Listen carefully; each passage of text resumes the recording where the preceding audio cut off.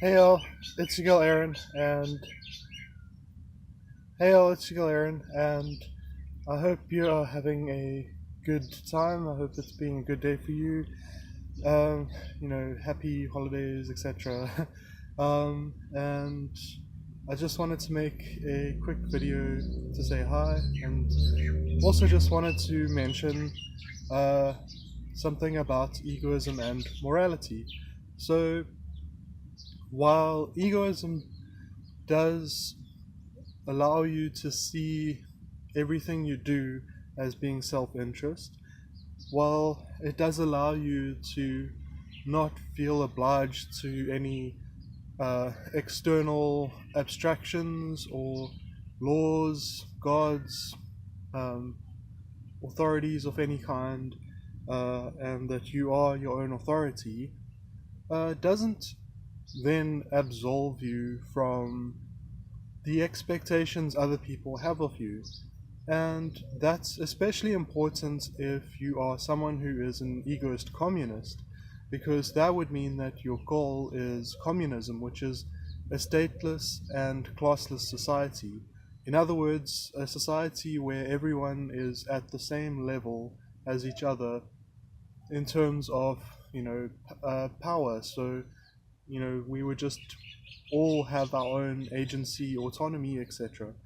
Now, to get to that kind of society requires everyone to cooperate, to voluntarily choose cooperation over competition, to understand and to strongly believe that such a cooperative society is better for them in their own self interest than a competitive society.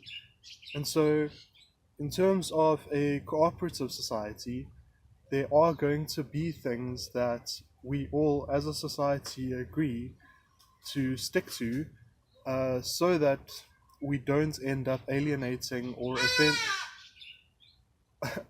offending each other, or harming each other, because we don't want to have a social pressure for a parent's institution to arise again.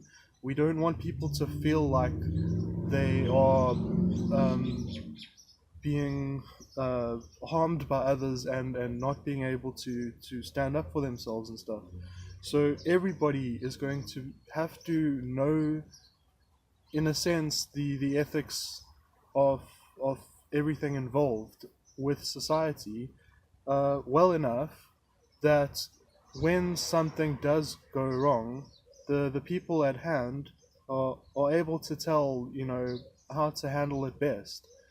uh, they can start to sort it out on their own. So if your society has stuff like racism, sexism, transphobia, ableism, autism phobia, queerphobia, envyphobia, xenophobia, whatever other phobias going around, uh, your society is then not really ready for communism. It's not really ready, because there's still people with these prejudices against other people's, like, literal just existence. And so if you took off all the laws and rules and whatever, uh, tons of people are just going to get victimized by those who take advantage of that.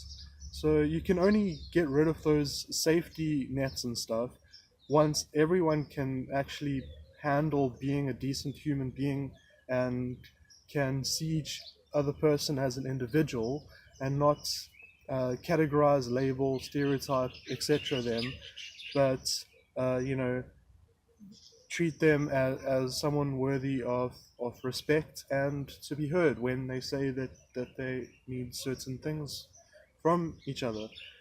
And so one of the things we're going to need from each other is we're going to need to agree that, certain stuff's just not cool, like bullying, harassing, like crossing any one of those prejudices. Just look at the types of actions those do. We're going to have to agree that all of that's wrong. We're going to have to agree to be intolerant of intolerance, and agree to be inclusive, and to accept the full diversity of humanity. When we're going to have to get ourselves to that point. Now, that doesn't mean that there's nothing in between here and there that we can't try and achieve. I'm just pointing out that that's what the end goal is, so that when we go back to talking about morality, I can say that I think the best strategy, especially if you're an egoist, would be to live according. Uh, dogs are barking. Uh, to live according to live according to the way the society you want to end up in is. So that means already now start living without those prejudices and start cooperating with people around you. And when society, even if it's unspoken, has certain ethical perceptions regarding things like uh, consent, etc., um, you stick to those things, and you don't allow yourself to be tempted to just say, well, I can get away with it, so I guess, let me do it, because I think that's kind of also a flaw in the understanding of the way the universe works. Information doesn't usually get destroyed, so you should assume everything you do you're going to get caught for, I think. uh, in that way, if you're breaking a law, make sure it's a law that you're willing to defend yourself in court for breaking. Because we can't just sort of we can't just become larpers in a way. We need to understand that we have to bring society with us. We need to integrate ourselves into society, and when society has, in a whole, like, decided that something is to be respected, like consent, you gotta accept that. You gotta live with that. And honestly, if you don't think we should live with consent, I don't want to know you.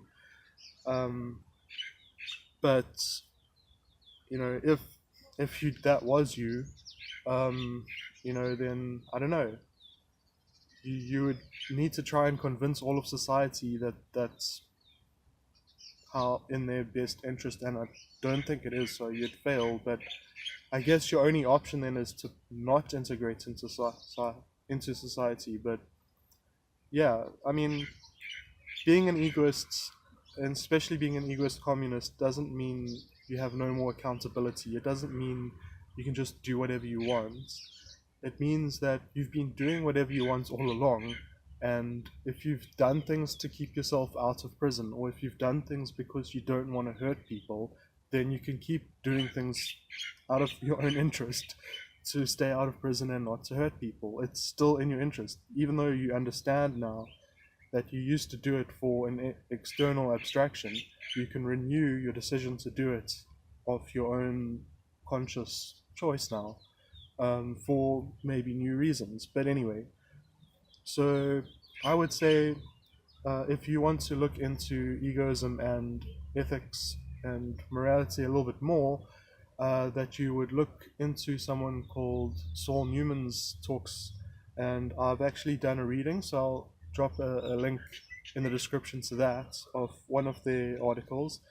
But they describe egoism as being a framework of ethics at the micro political level, and it's really helpful, and it's been helpful to me at understanding, at least my own attachments to these external abstractions, etc. So yeah, um, yeah, and that's hopefully, people just see right through someone, if they try to defend their harmful actions with egoism.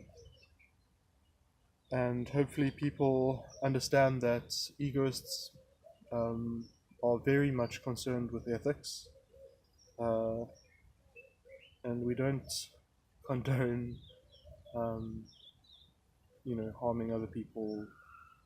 Um, so yeah. Anyway, hopefully that has been interesting or informing or whatever. And yeah, let's use this opportunity, I guess, to think about our ethics and make sure we're not perpetuating harmful behaviors.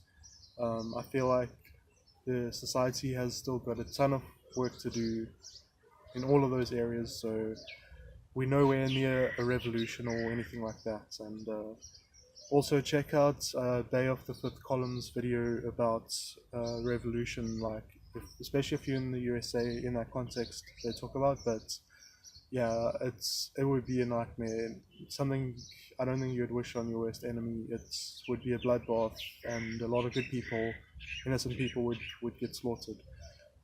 That's just because society is still filled with people who are just so capable of allowing themselves to go into those dark places and harmful places to others and stuff. So until we have those people reformed or rooted out, I think we're just going to have to make do with the systems that are now in place, and try to also establish things like community autonomy and stuff, where communities can handle it without the need of institutions, etc. But talk of revolution is very probably naive. I think we need to take the opportunity of the internet and the current state of openness we have. It's getting decreased, it's closing day by day, but use this opportunity to get our ideas out so that we can start to get that full diversity and voices from all of the marginalized groups. We can be hearing from people who have intersectional impressions, and we can be inclusive, and we need to forge that framework of ethics that accepts everyone in all of our society, like individual places. So yeah, anyway, I'm being called to open presents and stuff, so bye.